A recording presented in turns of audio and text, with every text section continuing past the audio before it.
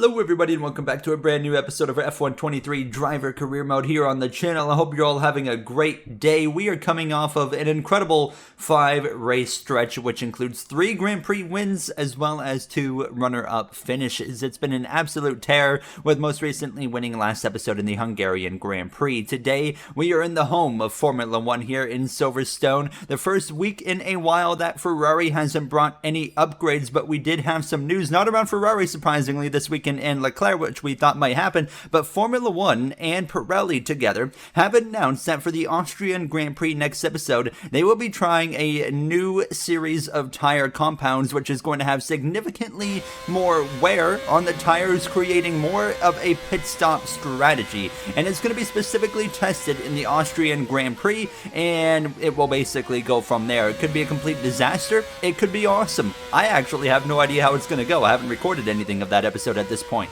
I think Pirelli feeling a little bit of pressure as there's been a bit of talk of some other tire companies that kind of want to get into Formula 1 and take over. So Pirelli kind of forced to maybe get a little bit creative and, you know, get away from the boring one-stop dynamic of this F123 game here now. But we're not going to see any of that today. We know it's coming now in the next episode, so we have some time to be ready for that. But free practice 1 went okay. We were P8 here on the board now, focusing in on qualifying here. Last episode was a dramatic one. Charles Leclerc basically quit Ferrari over the radio after another mechanical failure. Leclerc has had 3 consecutive retirements from Grand Prix. Mechanical issues have not been kind to him. He's just focused in on having a good weekend really now. But there is news I'm hearing. More of the rumors are that he is trying to get in to be teammates with me. Verstappen might be on the way out if he can't find that comfortability. So we'll have to wait and see. Q1, we come through to cross the line and we're going to cruise through. Into Q2, we were P10. But it's going to get really interesting here going into Q2. So we end Q1 P10. Verstappen actually top of the board, and I was pretty happy to see that, but out was Iwasa, Lawson, Porcher, Ocon, and Butler. But Q2, the rain was coming in very quickly actually here, so I was hustling to get out on the track before the rain comes, but by the time I'm out, the rain is falling, the track is wet, so as soon as I go out on these softs, I have to basically come right back in to throw a set of intermediates on. Unfortunately, the rain was falling heavier and heavier by the minute, so by the time we got out on track with the inters, the conditions were quite significantly worse than they were when everybody else was just making their laps on inters a few moments ago. We might be in trouble here, and it wasn't a good start to my first lap on inters. Now, fortunately, you know, usually I get better on the intermediate tire in qualifying as the laps go on. You can run 3-4 laps on an intermediate tire, but it was a absolutely horrendous first lap here, and you're going to see. I mean, I'm going to come through this final chicane and just try to bring it to the line and see where we end up now as I'm sliding out of the final couple of corners there. Calimere P14, we go 15th. We're the slowest on track. Like I said, the conditions worsening by the minute, but we find a little bit more time, but nowhere near enough, and then I ruin it out of the final corners again, and we actually end up going barely faster, but it was actually quick enough to beat Calimere in the Connor Sport, but it was just messy, and then I invalidate my 3rd lap after going about 2/10 quicker, so we have to settle in for a 4th lap, and then through Cops, I'm gonna go wide, and I tried to commit and be invalidated again. I don't know, man, this is terrible.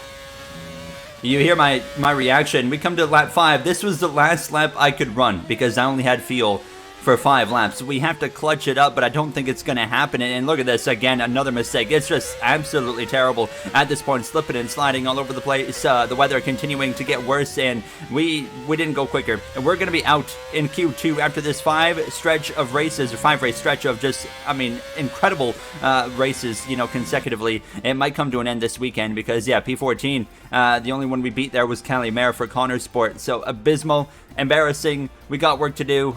We missed Q3. You can see Verstappen top of the board again. The wet weather is usually for us, but not today. Let's head to the grid.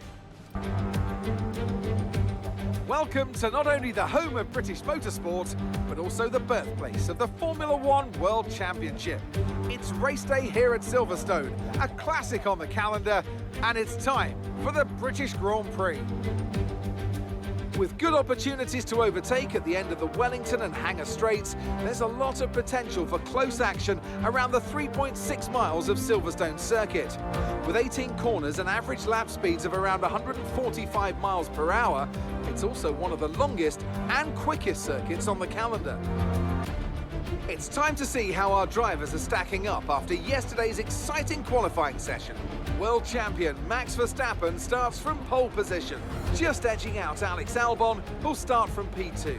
Considering the rest of the grid, we have Russell, Sainz, Leclerc, Norris, Oscar Piastri, Tsunoda, Gasly, Zhou, Hughes, Jackson, Golden Boy, Mayer, Iwasa, Liam Lawson, Teo Pourchaire, Ocon, Butler and Felipe Drugovich. And now it's time to head down to the track. Anthony Davidson joins me once again in the commentary box, and it's fantastic to have you with us here, but I'm curious, as a man with experience out on the track, how do you stop those pre-race nerves from becoming overwhelming when you're lining up on the grid? Well, I imagine they'll be starting to feel the adrenaline as they anticipate the run down into turn one, a bit like preparing to go into battle. The unknown situation will bring nerves, but that's a good thing. It will keep them focused on the moment and on their surroundings as we build towards the start of the Grand Prix. So we're ready to roll here in Silverstone, and as usual, mediums to hards is going to be the direction that we take here, and it's going to be a bit of a lonely strategy here as we get ready to go racing. Formation lap underway.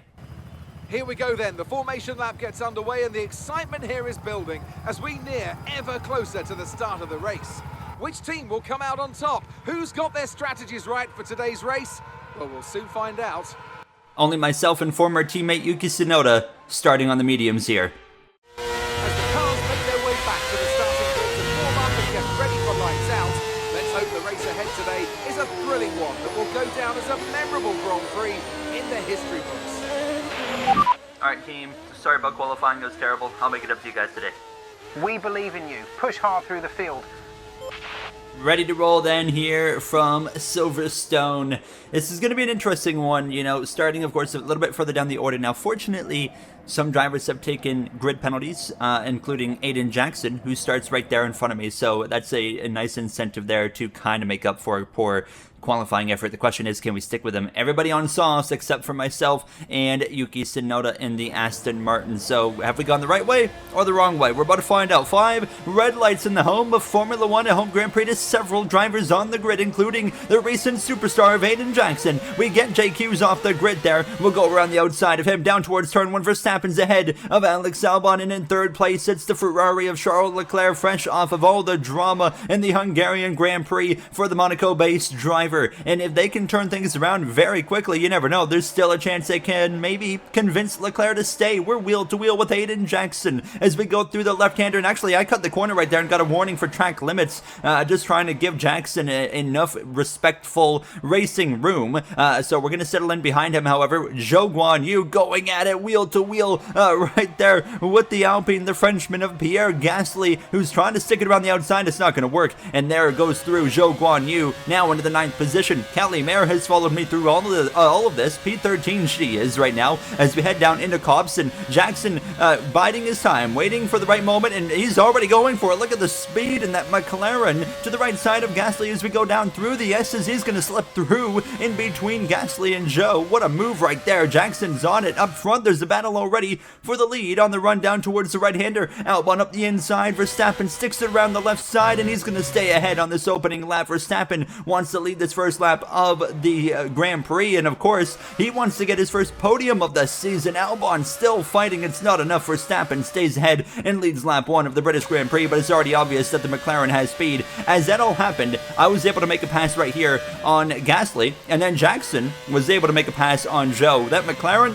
absolutely flying right now. Lap 2, battle for the lead again. This time Albon contact with Verstappen, but he's going to go around the outside, so he passes Verstappen in the way that Verstappen held him off the lap prior. So Albon to the lead with the DRS. Unless the McLaren drives away, we're going to see a lot of back and forth in this episode up front. But here we are Lap 2 now passing Zhou for 10th place. Jackson was already over a second and a half up the road, and he was flying through this grid. He has already passed Lando Norris, and he's got a couple of cars in front of him battling. That's Tsunoda as well as Carlos Sainz. Heard a bit of a rumor in the paddock this weekend that Ferrari, if Leclerc leaves, they could be considering changing their whole lineup next season.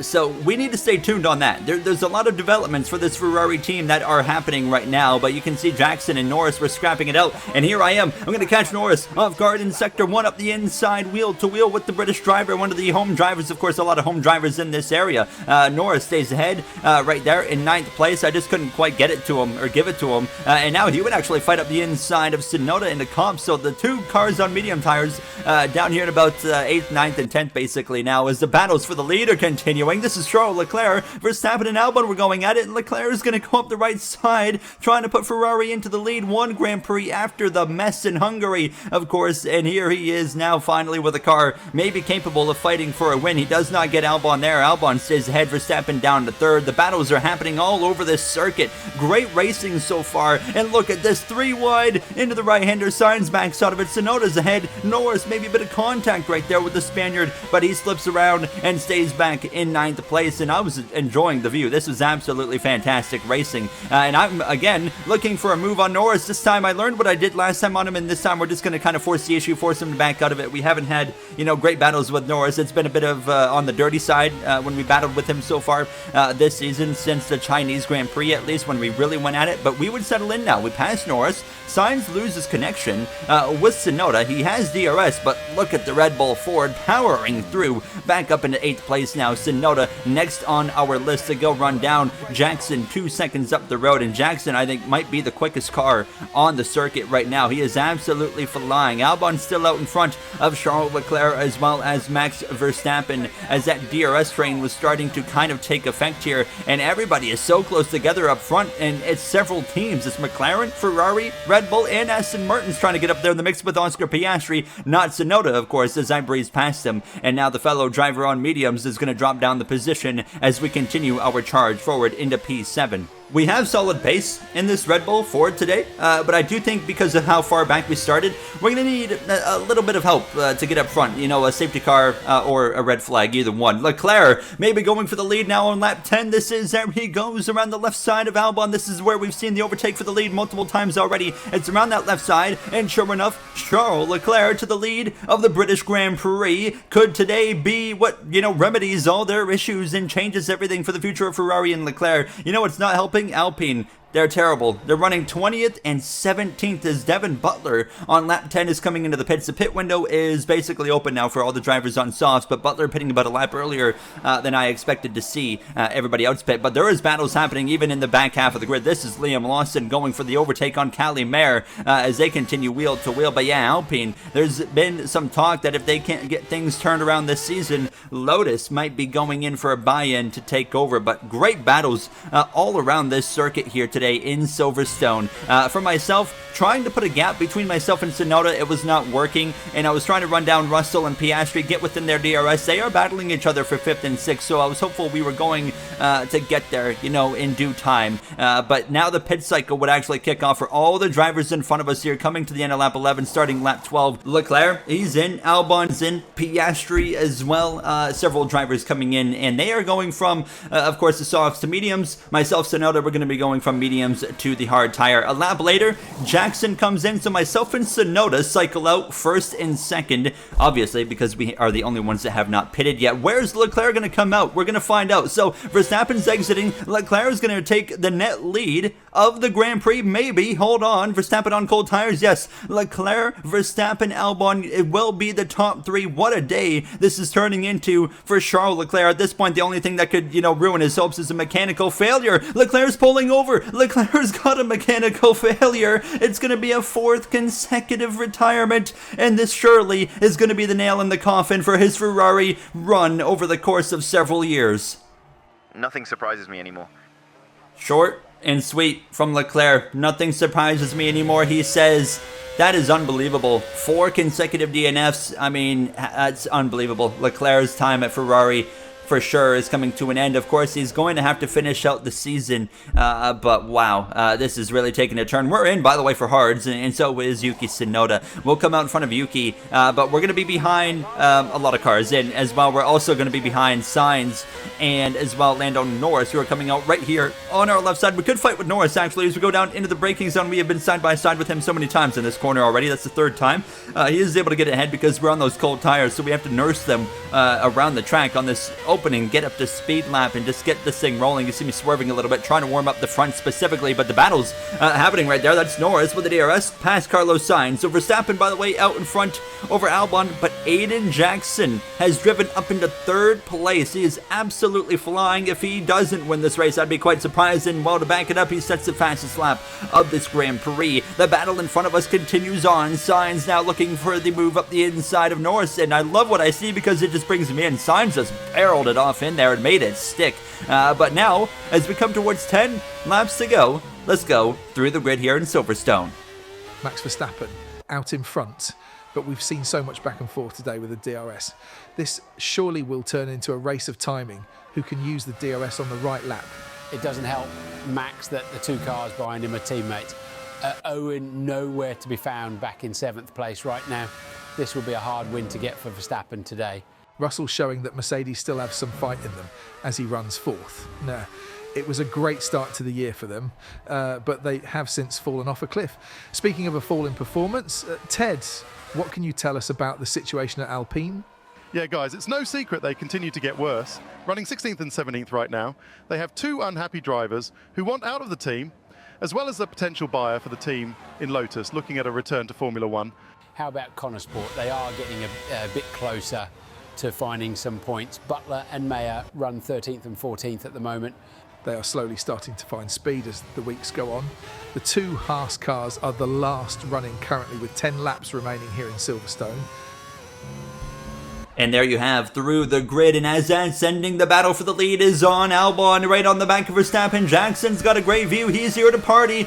To the lead goes a McLaren, and maybe the second it's going to be a McLaren 1-2. Verstappen tries to stick it up the inside. Bit of contact there, wheel to wheel. Albon loves that. He tries to drive away, but I don't think it's going to really be that successful because he's about to have a mirror full of Aiden Jackson. You cannot, if you're Alex Albon, who's had a great season, 3 wins in the first 3 races, none since then, you cannot let Aiden Jackson run you down from outside of the top 10 after a grid penalty and beat you in a straight-up race. There was no safety car or any outside factors that allowed Jackson to get there. He got there on raw pace, and to lap 18, it's on. Jackson breezes past Albon, and in his home Grand Prix, to the lead goes Aiden Jackson. We've talked about it. He has turned into a full-blown superstar of Formula One. It was Albon who took over at the beginning of the season, but now it's all about Aiden Jackson. He's not leading the championship. Albon has had a bit more consistency. Hungarian Grand Prix last episode, Albon finished second to me. Jackson had a pretty rough day. He had no pace all Grand Prix long and was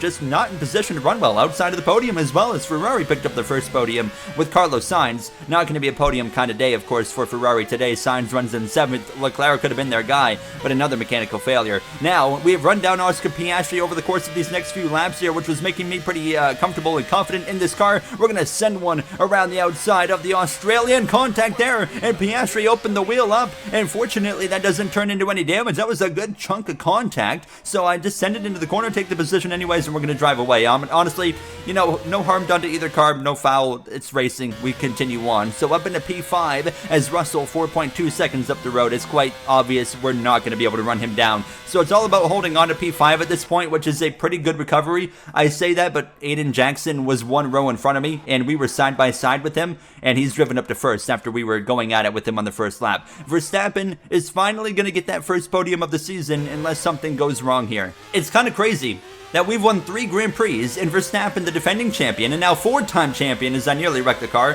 has not had a podium in almost half the season. It's absolutely insane. Verstappen has struggled to find comfortability in this Red Bull Ford, and Christian Horner mentioned that in the last episode, and it seems like maybe he's starting to find something here. But yeah, I could not close in on Russell at this point. It's just about watching the fight for the win, which is on. Coming to 2 laps to go, Albon's going to take the lead from Jackson. I think he's done this maybe a lap too soon, but we're going to have to wait and see. And as we come through to 2 laps to go, you can see the gap actually increasing to the cars in front, but I had also started backing it it down and really just wanting to manage the gap to the cars behind, not try and run down the cars in front, because it's just not a realistic objective at this point. So the battle for the lead is going to be on, and it's going to be Albon versus Jackson. But can Max Verstappen maybe catch both of them off guard? Let's find out. Jackson with the DRS coming to the final lap of this Grand Prix. He's going to go around the outside, maybe a bit of contact there between the two McLarens there, wheel to wheel, but it's Jackson who's going to go through and take the lead, and you really just have to wait till the same straightaway on the final lap to make a move. Through the S's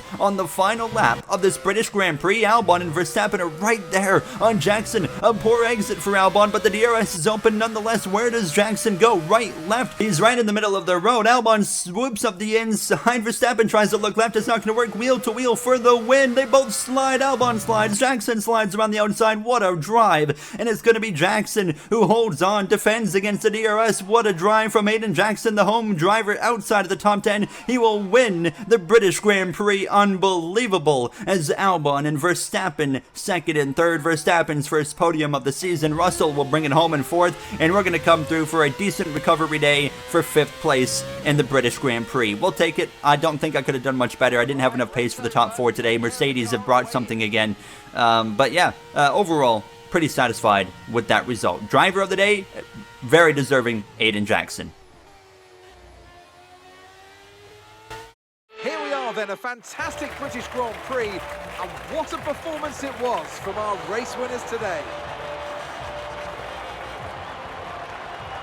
And talk to me, what do you think it was that sealed the win for them? I think the key here was just the quality of the racecraft, you know? I mean, how many overtakes did they make overall? I'm sure we have a stat person keeping score somewhere, and it was fantastic to watch, wasn't it? This is a strategic sport at the end of the day, but it's always really gratifying to see close-fought battles on track.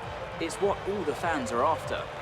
What a day here in Silverstone. You know, we didn't have, any safety cars, virtual safety cars, red flags for 2 episodes in a row, which is, like a stretch this season. But that was fantastic. That was, maybe my favorite race in terms of not for my race specifically, but for watching the racing between the AI from the battle for the lead, the battle in the last half of the grid as well was fantastic to watch at times. And some of the battles we got involved with as well were a lot of fun. Definitely, I would say the raciest race we have had all season long. I mean, there was just action, lap after lap. It felt like Silverstone, continues to prove to be a great venue, not only for Formula One, but, so many other types of racing as well. I think you could take just about any kind of car here, and you can have a good competitive race now. So, third for Verstappen, fifth for myself there.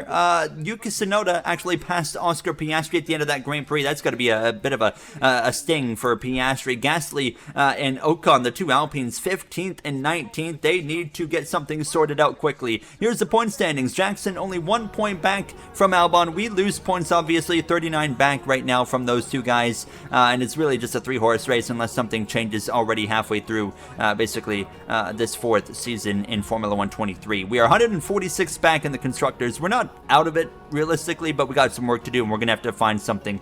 But in the next episode, Austrian Grand Prix, new tire compound, where it's going to be fun to see how that plays a role. I'll see you guys then. Have a great day.